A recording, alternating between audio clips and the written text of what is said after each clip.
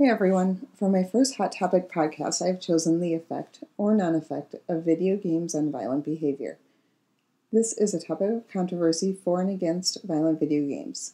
Let's take a look at both sides of the argument. Do video games in fact cause an individual to perform violent acts? Are there specific games documented that have this effect on people? What is considered a violent video game? On the other hand, I'll explore information available that would say the contrary, that video games don't cause violence. What factors may have been in that individual's environment, state of mental health, etc., that would lead them to violent behavior. I hope to learn more about the effects, or again, non-effects, of violent video games and educate those who listen to my podcast with enough information for both arguments so that the listener can make their own educated decision. First, let's look how violent video games are believed to be the cause of violence. Many would argue that there's a strong link between playing violent video games and aggressive behavior tendency. So what makes this video game violent? I would say violent video games are those games that represent violence as the best or only way to resolve conflict. The Entertainment Software Rating Board ratings provide concise and objective information about the content in video games and apps so consumers, especially parents, can make informed choices. The ESRB ratings have 3 parts. There's the rating category. This will suggest the age appropriateness. Then they have a content descriptor. This indicates content that may have triggered a particular rating or may be of interest or concern. And last, there's an interactive element. This is information about interactive aspects of the game, including users' ability to interact, the sharing of users' location with other users, or the fact that personal information may be shared with third parties.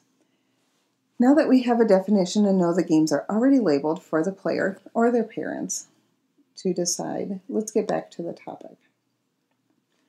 It's believed that repeated exposure to real life and to entertainment violence may alter cognitive, affective, and behavioral processes, possibly leading to desensitization. Playing these violent games causes players to believe this type of behavior, then to think that this pretend life is okay and acceptable. So how is violent games explained to the same behavior?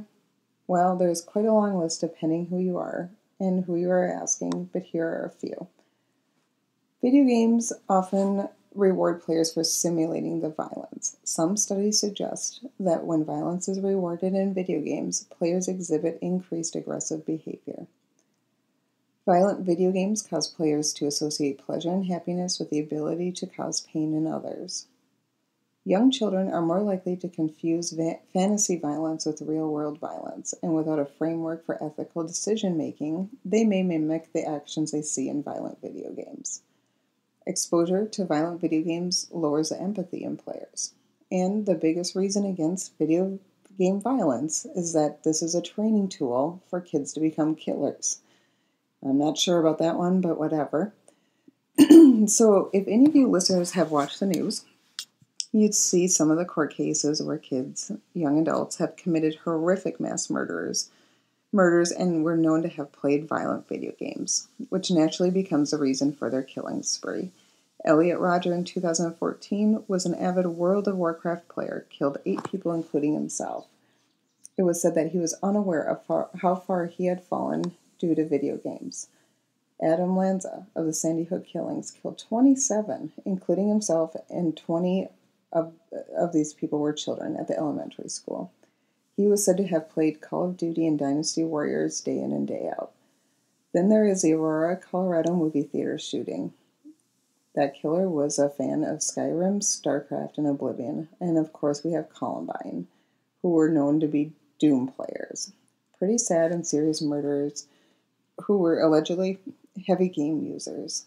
Compelling arguments for those against violent video games. So what is a parent to do if this is your belief? Well, it's pretty easy. Don't let your kids play video games that are not appropriate for the age and comprehension. These games, as we discussed, are already labeled so that parents can make an informed decision on what their children play. As with any controversial topic, there's the other side. Defenders of video games have a seemingly compelling counter-argument. The vast majority of the individuals who play violent video games do not actually engage in real-world criminal violence of any kind. In fact, despite the growing global popularity and engagement with incredibly violent video games and extreme media portrayals of violence, violent crime rates in many Western countries have actually been falling over the last decade. One study showed sales of video games have more than quadrupled from 1995 to 2008. In the same year, 2008, 6 of the top 10 best-selling video games included violence, with 4 of the games carrying a mature rating recommended for persons aged 17 and older. This is while the arrest rate for juvenile murders fell 71.9%, and the arrest rate for all juvenile violent crimes declined 49.3% in the same period. The fluctuations in violent crime rate obviously cannot be only related to any type of media usage, including the violent video games, but a combination of education, culture, economics, demographics, to name a few. So it is impossible to blame violent video games solely as the only core source of violent behavior. People who are prone to aggression would seek out situations in which aggressive models can be observed. No matter what one's view, you will be able to find a lot of studies, a lot of stories that will support your view. Studies that are available are often biased, unscientific, and unreliable. If you are a concerned parent, just use your brain. There is a lot of information available on every video game and online for you to research and make the best decision for your child. Now, with the overall view of both sides presented, I'll chirp in with my 2 cents. I strongly believe that violence is stemmed from the person. Let's face it, some people are just bad. We live in a society of entitlements and blame. Everyone's a victim. With the popularity of any type of video game, it's an easy out for someone who can't behave to the standards of a normal society. A lot of people play video games. It's an easy out. I'd like to wrap up this podcast with a quote I came across on GameSpot.com that states, "Finding that a young man who committed a violent crime also played a popular video game, such as Call of Duty, Halo, or Grand Theft Auto, is as pointless as pointing out that the criminal also wore socks." Thanks for listening, and I look forward to talking again on the next Hot Topic podcast. Have a great day.